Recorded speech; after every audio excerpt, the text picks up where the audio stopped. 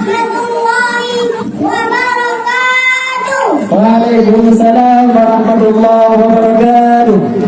Alhamdulillah, alhamdulillahirabbil alamin. Wassalatu wassalamu ala asyrafil anbiya'i wal mursalin wa ala alihi wa sahbihi ajma'in. Pertama-tama puji dan syukur, mari sama-sama kita panjatkan kehadirat Allah Subhanahu wa Ta'ala, yang mana oleh Allah telah memberi rahmat dan hidayahnya kepada kita semua, sehingga kita bisa berkumpul di tempat yang berbahagia ini. Selanjutnya, selawat dan salam mari sama-sama kita junjungkan kepada baginda Rasulullah Sallallahu Alaihi Wasallam, yang mana oleh beliau telah membawa kita dari alam jahiliyah ke alam Islamiyah, dari alam kebodohan ke alam yang penuh dengan ilmu pengetahuan. Penghormatan saya kepada ketua IPOS dan seluruh anggotanya. Penghormatan saya penghormatan saya kepada seluruh kaum muslimin muslimat yang dirahmati Allah. Malam ini saya akan membawa judul orang-orang yang takwa dan anak-anak yang soleh. Hadirin kaum muslimin rahimakumullah. Allah Subhanahu wa Ta'ala sangat mencintai orang-orang yang takwa dan anak-anak yang soleh. Orang-orang yang takwa dan anak-anak yang soleh itu rajin salat, rajin ngaji, mendengar orang tuanya. Kalau kita jadi orang yang takwa dan anak-anak yang soleh, nantinya kita akan masuk surga. Di dalam surga enak sekali, apapun yang kita mau ada di surga.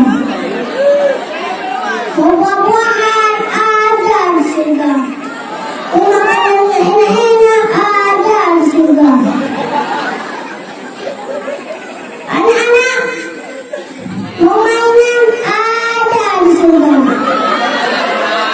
mau mobil balap ada di surga.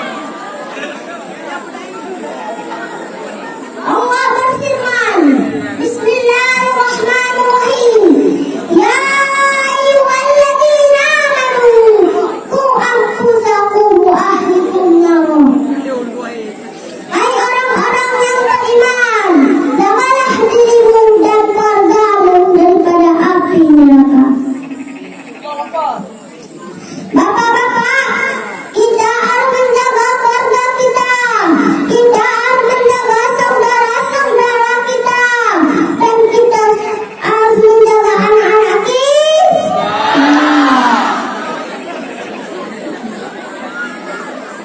Bapak-bapak, ibu-ibu, mau nggak anak bapak-bapak, ibu-ibu jadi anak soleh? Kalau mau, didikkan dari kecil, ajarin ilmu agama dari ayunan. Ayun mereka dengan kalimat la ilaha illallah. Contohnya, la ilaha illallah, kalimat Bapak yang pagi, sayang tekun, kalimat yang selamat iman di dalam hati. Jangan nyanyi yang tidak bagus. Contohnya,